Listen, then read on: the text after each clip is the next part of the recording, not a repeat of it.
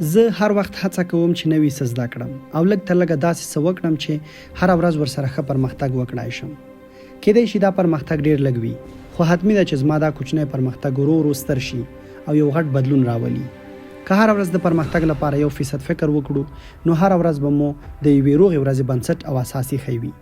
که چیرته موږ په همدې ډول سره مخ ته لاړ شو، نو دا حالت به پر موږ یو سالم اغیز ولري او تر ډیره به مو د پرمختګ په لوري بوزي.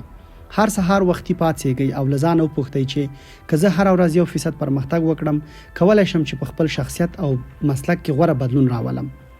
خو په ټوله کې که هر ورځ موږ 1% د ځان په اړه مثبت تصور وړاندې کړو، نو د کال په پای کې به موږ تر 30% هم زیات پیشرفت کړی وي. نو کوښښ باید وشي چې تل د خپل ځان په اړه د پرمختګ او مخکې تګ تصور وشي. که داسې وشول، نو خامخا به نړۍ درته د پرمختګ یوه مناسبه لار شي او پکې روان به یاست. اوس هم دلته ځینې لارې چارې دي چې باید د خپل روزانه پرمختګ لپاره یې په نظر کې ونیسو. اول، هیڅکله زده کړې ته بس مه وایه. هر ورځ نوي څه زده کړئ. که دا زده کړه هر څه وي، مثلا د کتاب لوستل، د یوې غوزې د پوټکي پاکول لکه چارمغز یا غوز څخه د پوستکي لرې کول، او یا د یو بل ښه کار ترسره کول وي. که چیرته همدا اوس دا کار پیل کړئ، نو د ژوند په 10% برخه کې به تاسې په خپل مسلک کې یو پیاوړی او په اصطلاح نړیوال رهبر واوسئ. خو دا کار عملي کول ژمنتیا او پرله‌پسې والی غواړي، نه دا چې نن یې وکړئ او وروسته یې شاته وغورځوئ.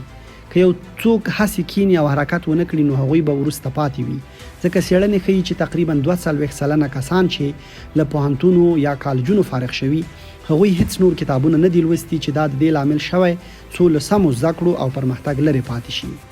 دویم، بدل او مختلف څه ترسره کړئ. که چیرته خپل تعبیر او بدلون په نورو خلکو پورې وتړئ چې هغوی څنګه ځي او ته هم یوازې کټ مټ هماغسې کوې، هیڅکله به بریالی او غوره نشي، ځکه دا به ناممکنه وي چې بیا لږ مخکې هم لاړ شي. بلکې هڅه وکړه چې په ډیر دقت سره نوي څه زده کړه، څو پرمختګ وکړي او په ځای پاتې نشي. په پښتو کې یو متل هم دی چې کارغه د زر کې تګ کاوه، خپل تر هیر شو. ته به د بل چا پیښې کوي، خپلواک تګ او فکر به در ځینې پاتې وي. دریم، په بېرحمانه او کلک سره خپل خوبونه تعقیب کړه. یو کار لپاره په زرهاو ساعتونه او وختونه لګول خامخا پایله لري، او دا حقیقت هم دی. نو په دې حقیقت سره مونږ ویلی شو چې څومره مونږ خپل خوبونه تعقیبوو، هغومره مونږ پرمختګ کوو. کېدای شي چې زمونږ خوبونه به ژر واقعیت نشي، خو په اوږد مهاله کې کېدای شي یو روښانه راتلونکی ولرو او زموږ د خوب په شان ارمانونه او فکرونه د عمل په جامه کې ووینو. څلورم، د هغو خلکو په مقابله کې سیالي وکړه چې له تا ښه دي. هغو ځایونو ته هم ولاړ شه چیرته چې ته فکر کوې بې ګټې به وي. یعنې له اوچتو او لوړو کارونو کوونکو سره سیالي کول مو له داسې لارو چارو سره بلدوي د کومو په وسیله چې کولی شئ لا ښه پرمختګ وکړئ.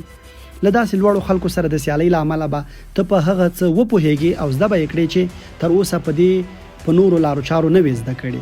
یعنی هدف دا دی چې له ځان سره په پټه او غیر مستقیمه توګه ځینې لوړ پوه کسان وټاکه او بیا ځان سره ژمنه وکړه چې باید هغوی غوندې شم.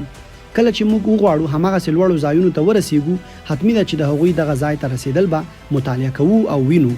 که مو دا ولیدل، بیا موږ ته هم پته لګیږي چې لوړو پوړو ته رسیدل په علم، ډیر کار او زیار کې شته. باید زه هم د هغوی په شان کار و هڅه او زده کړه وکړم. که دا مې وکړل، نو دا نو له پوهو خلکو سره ښه سیالي ده.